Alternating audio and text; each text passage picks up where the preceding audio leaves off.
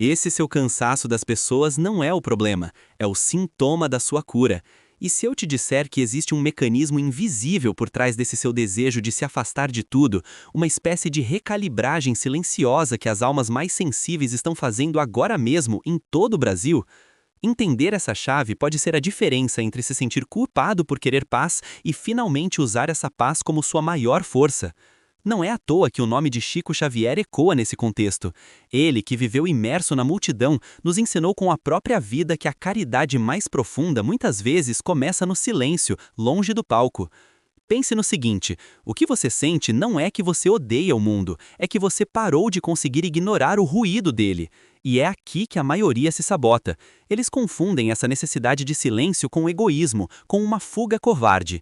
Mas fica comigo porque mais adiante eu vou te mostrar por que essa ideia está completamente invertida. Na verdade, esse afastamento pode ser o ato mais generoso que você pode fazer pelo mundo hoje. O que está realmente acontecendo é que você está ativando, talvez sem nem saber, um mecanismo que podemos chamar de filtro de ressonância anímica. Deixa eu te explicar com uma imagem. Imagine que a sua consciência, a sua essência, é uma nascente de água pura, lá no alto da Serra da Mantiqueira.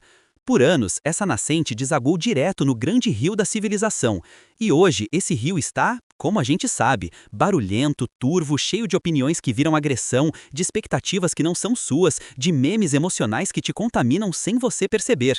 Você tentou ser mais uma gota ali, tentou nadar no ritmo da correnteza, mas agora você sente na pele, a sua água está se misturando com a poluição, a sua clareza, a sua paz está se diluindo. O que quase ninguém está vendo é que esse seu desejo de se afastar não é abandonar o rio, é o ato instintivo e genial de cavar um novo leito, um canal só seu, mais protegido, onde a sua nascente pode correr limpa, ganhar força antes de decidir, lá na frente, como e onde vai se encontrar com o grande fluxo de novo. Isso não tem nada a ver com se sentir superior, pelo contrário, é um ato de profunda humildade, é o reconhecimento de que a caridade mais urgente, como Chico nos mostrou, começa dentro de casa, e a sua primeira casa é o seu mundo interior. Antes de oferecer um copo d'água limpa para alguém, você precisa garantir que a sua fonte não esteja contaminada. E aqui está o que quase ninguém está vendo. A contaminação hoje não é grosseira, não é óbvia, ela é sutil, constante e vem disfarçada de conexão. Pense em um dia comum na sua vida. Você acorda e a primeira coisa que vê é a timeline do celular, um rio de conquistas alheias, tragédias distantes e opiniões inflamadas. Você vai para o trabalho ouvindo um podcast que te deixa mais ansioso ou no meio do trânsito caótico de uma capital como São Paulo, absorvendo a frustração coletiva. No escritório, você navega entre a pressão por resultados e as pequenas fofocas que envenenam o ar. Você chega em casa e liga a TV, mais um banho de notícias pesadas. No fim do dia, você está exausto, irritado, sentindo um peso que não é seu. Esse peso é o lixo emocional que você acumulou. Você virou um receptáculo passivo para a poluição psíquica do mundo. O que o filtro de ressonância anímica faz, na prática, é te dar a permissão de parar de ser essa esponja. É o seu sistema imunológico dizendo chega. Ele começa a operar de forma quase imperceptível. É aquela vontade súbita de caminhar no parque em vez de ir para o happy hour barulhento. É a decisão de ler um livro em vez de maratorar uma série que todo mundo está comentando, mas que não te acrescenta nada. É quando você se pega preferindo o som da chuva ao som da televisão. Isso não é fuga, é seleção. É o seu ser mais profundo começando a escolher o próprio alimento. Veja o caso da Mariana, uma professora do ensino fundamental em Belo Horizonte. Ela amava o que fazia, mas chegava em casa todos os dias sem energia alguma, como se tivesse sido sugada. Ela percebeu que nos intervalos, a sala dos professores era um epicentro de reclamações, queixas e ansiedade. Instintivamente, ela começou a passar seus 15 minutos de recreio sozinha, na biblioteca da escola, lendo qualquer coisa que não fosse sobre seus problemas. Os colegas acharam esquisito. Mas a Mariana voltou para a sala de aula com mais paciência, mais presença. Ela não mudou o sistema, mas protegeu seu pequeno ecossistema. Ela cavou seu leito. E quando você começa a fazer isso, uma coisa estranha e maravilhosa acontece. Você começa a se sentir um pouco estrangeiro no seu próprio mundo. E esse sentimento de ser um estrangeiro não é imaginação sua. É o sintoma mais claro de que o filtro começou a funcionar em alta performance. Pense nisso como uma rádio. Por anos, você esteve sintonizado na mesma estação que todo mundo, a rádio do ruído coletivo, com a mesma programação de ansiedade, consumo e validação externa. Agora, a sua mão, guiada por um impulso que nem você entende direito, começou a girar o botão. Você está buscando outra frequência. E o que acontece quando você está entre duas estações? Estática, ruído, um descompasso. Esse sentimento de não pertencimento é a estática. É o sinal de que você não está mais na frequência antiga, mas ainda não encontrou a nova com clareza. O que está realmente acontecendo é um fenômeno que podemos chamar de descompasso vibracional. Não é que as pessoas, os lugares e as conversas pioraram, é que você mudou. A sua sensibilidade se aguçou. Aquela conversa fiada no café da empresa, que antes era só um passatempo, agora soa como um ruído que te drena. Aquela festa barulhenta que antes era sinônimo de diversão, agora parece um ataque aos seus sentidos. Pense no Lucas, um analista de sistemas de São Paulo. Ele sempre adorou o churrasco de domingo na casa dos tios, mas de uns meses pra cá, ele se sente exausto só de pensar em ir. Não é que ele não ame a família, mas a conversa sobre o último paredão do BBB, o futebol do fim de semana, a fofoca sobre o primo, tudo aquilo começou a parecer vazio, uma troca de energia que sempre o deixava no negativo. No último churrasco, ele passou mais tempo brincando com o cachorro da família do que na roda de conversa. Ele não se sentia superior, ele se sentia incompatível. O que ele estava vivendo ali, em silêncio, era o seu filtro de ressonância anímica protegendo-o da estática. Quando você enxerga isso, não dá para desver. Você percebe que não ficou antissocial, você ficou seletivo. A sua alma está pedindo por nutrição, não por distração. E essa seletividade é uma espada de dois gumes. Se bem usada, ela te leva para o seu centro, para a sua força. Mas é aqui que mora um perigo sutil, uma armadilha que muitos que despertam caem sem perceber. A confusão entre discernimento e julgamento. E entender essa diferença é o que separa a construção de um refúgio da escavação de uma trincheira. Deixa eu te mostrar o mecanismo por trás disso. A trincheira é cavada olhando para fora, com medo do que pode te atacar. É um buraco reativo, alimentado pela ansiedade e pelo ressentimento. A pessoa na trincheira passa os dias espiando por cima da mureta, catalogando os defeitos do mundo, reforçando a narrativa de que, lá fora, tudo está perdido. O foco dela está no inimigo. Já o refúgio é construído olhando para dentro, com amor pelo que precisa ser cultivado. É um espaço proativo, um laboratório da alma. A pessoa no refúgio não está fugindo do mundo, ela está criando as condições ideais para que sua melhor versão possa florescer e um dia ser oferecida ao mundo. O foco dela está no jardim. Quando você julga, você está na trincheira, apontando o dedo. Quando você discerne, você está no refúgio, ajustando sua bússola interna. O julgamento te separa do outro. O discernimento te conecta com você mesmo. E é aqui que o trabalho se torna visceral, quase artesanal. É a reforma íntima que o próprio Chico Xavier vivenciou não em teorias, mas em cada gesto de paciência, em cada palavra de consolo. Ele não se isolou do sofrimento do mundo, mas construiu um refúgio interno tão sólido que podia entrar nos rios mais turvos de dor humana sem se contaminar, tornando-se ele mesmo uma fonte de água limpa. Se esse tipo de clareza te interessa, se você sente que está nesse ponto de virada, considere se inscrever e ativar as notificações. O que fazemos aqui todos os dias é justamente polir essa lente interna, juntos, porque esse trabalho, embora solitário, não precisa ser feito na solidão. O que está em jogo é a sua capacidade de parar de reagir ao barulho e começar a responder à sua própria melodia interna. E essa mudança de postura altera tudo, absolutamente tudo na sua vida. Pense na Mariana, advogada em São Paulo. Ela vivia no modo trincheira. Passava o dia em litígios, discussões e chegava em casa com a mesma energia, discutindo política no jantar, apontando os erros de todo mundo. Estava sempre armada. Quando começou seu afastamento silencioso, ela não mudou de profissão, ela mudou de postura. Começou a usar o trajeto de volta para casa, no trânsito caótico da Marginal, não para ouvir notícias que a deixavam mais irritada, mas para ouvir músicas instrumentais ou simplesmente ficar em silêncio. Ela estava, tijolo por tijolo, construindo seu refúgio. O resultado? Ela não se tornou uma advogada menos combativa, mas sua combatividade passou a vir de um lugar de clareza, não de reatividade. Ela começou a ganhar mais casos não por ser mais agressiva, mas por ser mais estratégica, mais centrada. Ela parou de lutar contra o mundo e começou a trabalhar com a sua própria força. A diferença é sutil, mas é a diferença entre o veneno e o remédio. E esse remédio não é um escudo que te isola do mundo, pelo contrário, é uma membrana inteligente que você aprende a desenvolver na fronteira da sua alma. Pense nisso como a portaria de um prédio. Antes, a sua portaria era totalmente aberta, qualquer um entrava. A opinião do seu chefe, a ansiedade do seu parceiro, o pessimismo do jornal, a inveja velada de um conhecido. Tudo entrava sem pedir licença e fazia uma bagunça na sua casa interna. Você passava o dia limpando a sujeira que os outros deixavam. O afastamento silencioso é o ato de finalmente colocar um porteiro consciente nesse lugar. Não um segurança armado e hostil, mas um curador sábio. Ele não barra todo mundo, ele simplesmente pergunta: você vem em paz? Você agrega? Sua energia contribui para a ordem e a beleza deste lugar? Se a resposta for não, a entrada é gentilmente negada. Você não precisa brigar, não precisa se justificar, é um processo interno, silencioso. O que acontece é que você deixa de ser um para-raios de ansiedade alheia, aquele amigo que todo mundo procura para descarregar o lixo emocional e que depois fica se sentindo um bagaço. Você começa a se tornar um farol.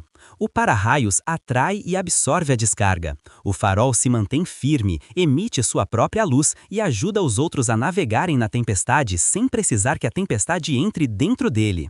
A mudança é de reativo para soberano. E essa soberania emocional é o que assusta quem está acostumado a te usar como depósito. Veja o caso do Lucas, designer gráfico em Belo Horizonte. Ele vivia pela aprovação.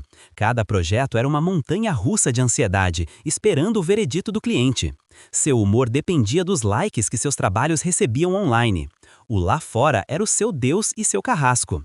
Quando ele começou a pirar o cabeção, ele instintivamente se afastou. Não do trabalho, mas da necessidade de aplauso. Começou a dedicar 1 hora por dia à marcenaria, um hobby antigo. Ali, na poeira e no cheiro da madeira, o único juiz era ele. Não tinha cliente, não tinha like, era só ele e a peça. Esse pequeno refúgio fortaleceu um músculo que ele nem sabia que tinha, o da autoavaliação. Ele voltou para o trabalho diferente. As críticas dos clientes que antes o destruíam agora eram apenas informações. Ele aprendeu a peneirar, pegava o que era útil, descartava o que era só ruído. Ele não se tornou indiferente, ele se tornou seletivo. E é aqui que a gente toca no nervo da questão, no detalhe que muda tudo. O que está em jogo não é só a sua paz, é a sua autoria, a capacidade de ser o autor da sua própria história e não um mero coadjuvante na história barulhenta dos outros. Ser o autor da sua própria história significa, antes de tudo, ser o curador-chefe do seu próprio roteiro. Você decide quais personagens têm tempo de tela, quais diálogos merecem ser escritos e quais cenas são cortadas na sala de edição. Por muito tempo, você deixou que qualquer um escrevesse um parágrafo na sua história. O resultado é um enredo confuso, cheio de vozes que não são as suas, te levando para um final que você não escolheu. A autoria começa quando você retoma a caneta. E essa caneta é um conjunto de perguntas internas, as mesmas que aquele seu porteiro sábio faz na fronteira da sua alma antes de deixar qualquer coisa entrar. A primeira pergunta é a mais fundamental. Você vem em paz?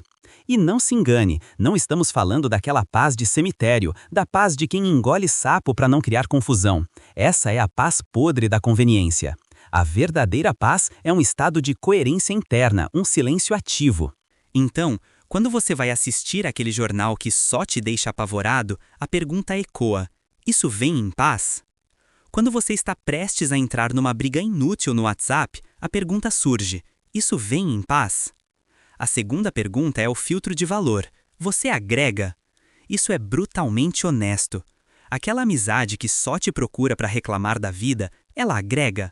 Aquelas horas rolando o feed vendo vidas perfeitamente editadas que só te fazem sentir inadequado, isso agrega? Agregar não é só sobre ser produtivo ou aprender algo novo. Às vezes, uma boa risada com um amigo, um momento de silêncio na natureza ou ouvir uma música que te emociona agregam imensamente. O ponto é, essa interação te nutre ou te drena? Ela te preenche ou te esvazia? E por fim, a pergunta mais sutil e poderosa: sua energia contribui para a ordem e a beleza deste lugar? Pense na sua alma como um jardim que você está cultivando com muito esforço.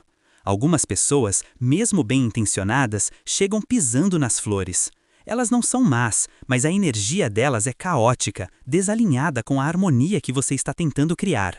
Reconhecer isso não é julgamento, é jardinagem. É entender que nem toda planta serve para o seu ecossistema. Isso não te transforma num eremita arrogante. Pelo contrário, te transforma num anfitrião consciente. Você para de dar festas barulhentas onde qualquer um entra e começa a organizar jantares íntimos, onde as conversas têm profundidade e as conexões são reais. A quantidade de gente na sua vida pode até diminuir, mas a qualidade da presença explode. Você deixa de ser o ponto de encontro do bairro e se torna um refúgio para quem vibra na mesma sintonia. E quando você domina essa curadoria interna, algo inesperado acontece com o mundo lá fora.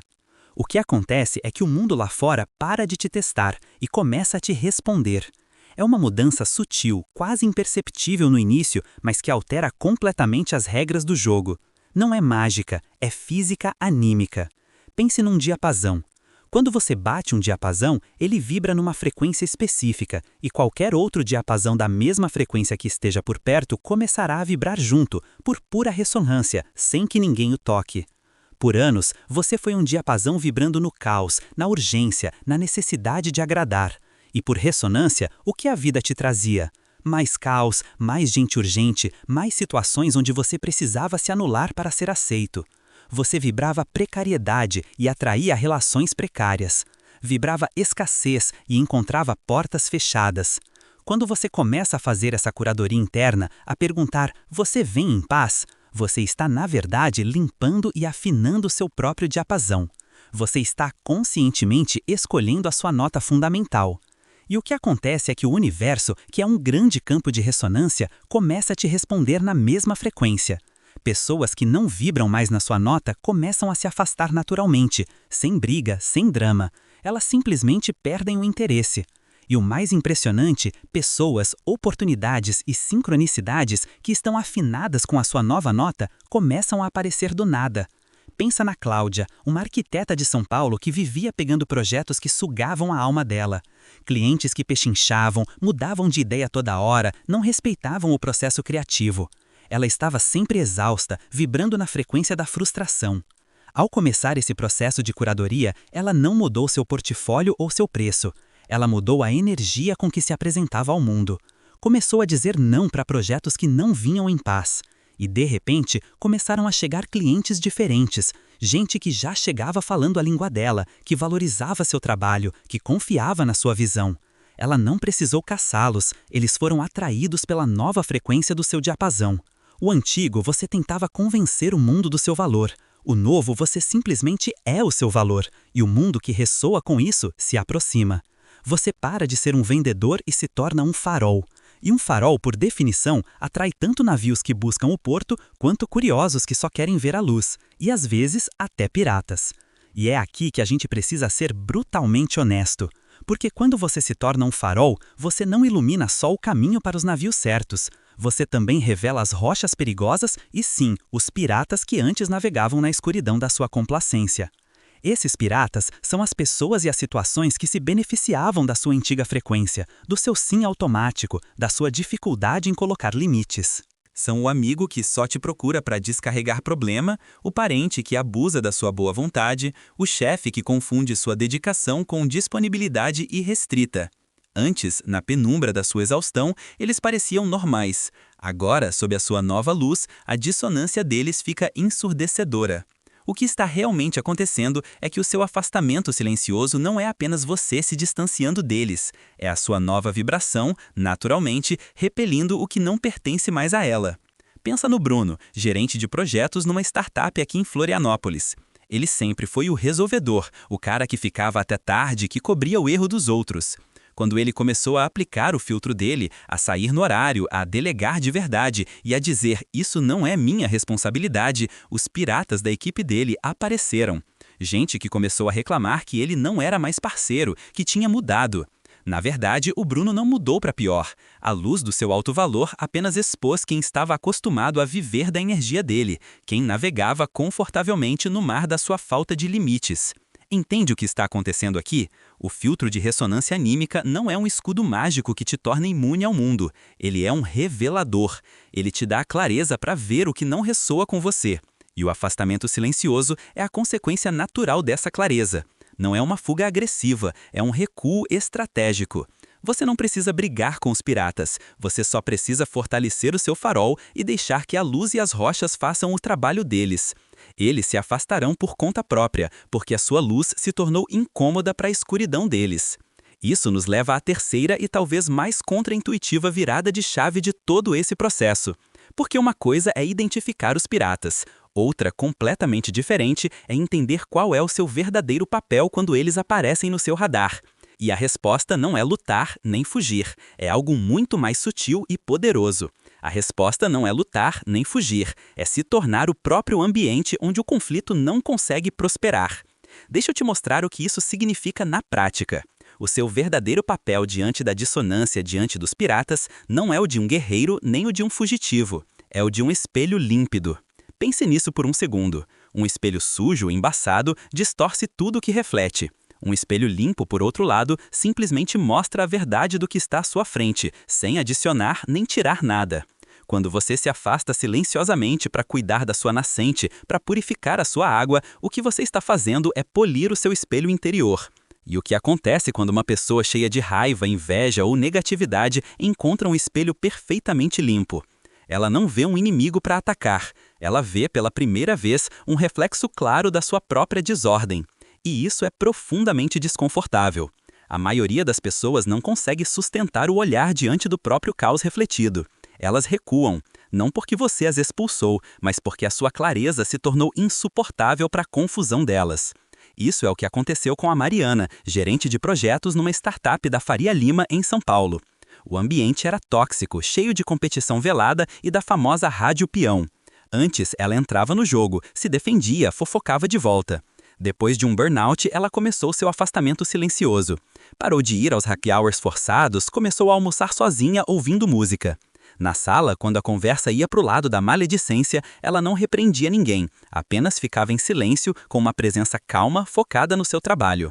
Em poucas semanas, algo curioso aconteceu. As pessoas pararam de fofocar perto dela, não por medo, mas por constrangimento. A paz dela expunha a pequenez do conflito deles. Ela se tornou um espelho limpo no meio da sujeira corporativa. Ela não lutou contra a cultura tóxica, ela a tornou obsoleta ao redor de si mesma. Entende a potência disso? Não é sobre se tornar invisível, é sobre se tornar translúcido. A sua paz não é uma armadura, é um solvente. Ela dissolve a negatividade que tenta se agarrar a você. Este é o serviço mais elevado que se pode prestar em tempos de ruído, ser uma ilha de clareza. Você não precisa consertar o mundo, você só precisa se recusar a contribuir para a desordem dele.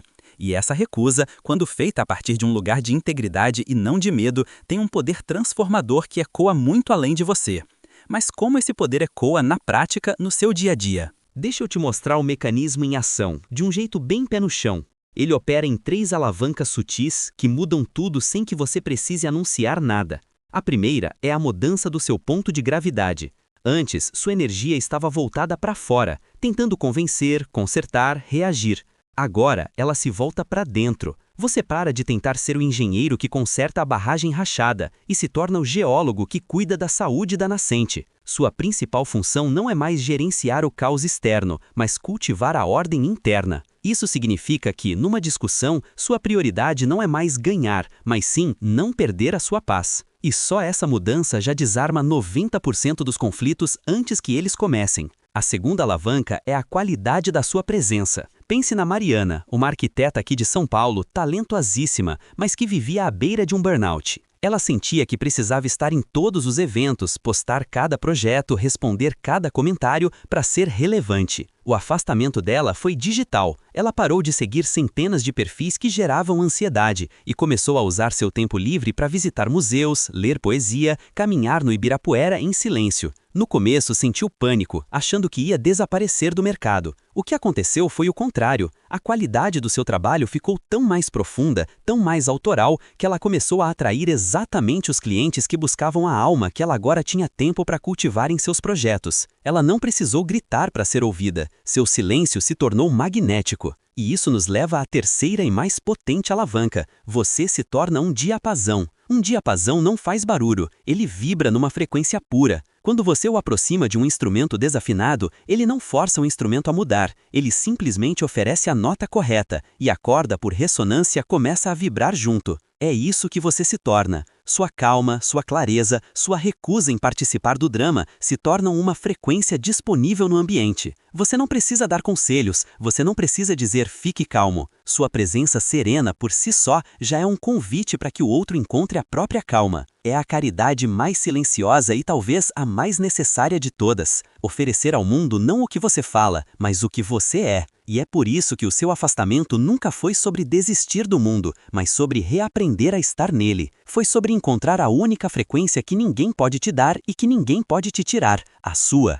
No fim das contas, esse movimento silencioso não é sobre se isolar da civilização, mas sobre se integrar à sua própria alma, para poder servir a civilização de uma forma mais genuína e potente. Não é sobre o silêncio que te emudece, mas sobre o silêncio que te afina. Não é sobre construir muros para se defender, mas sobre cultivar um jardim para poder oferecer flores. Não é sobre se sentir especial ou superior, mas sobre se tornar humildemente útil no mais puro espírito de serviço que um nome como Chico Xavier nos inspira a buscar. Quando você para de lutar contra o ruído do mundo, você finalmente começa a escutar a sua própria música. E é essa melodia que o mundo mais do que nunca precisa desesperadamente ouvir. Se você faz parte dessa minoria que entende que a verdadeira força está no silêncio que constrói e não no barulho que distrai, fica por aqui. Esse é o nosso refúgio. E para dar o próximo passo prático, vai agora no vídeo sobre como blindar sua energia em ambientes tóxicos. Ele é a ferramenta que costura tudo que a gente conversou hoje e vai te mostrar como ser o diapasão e não a esponja.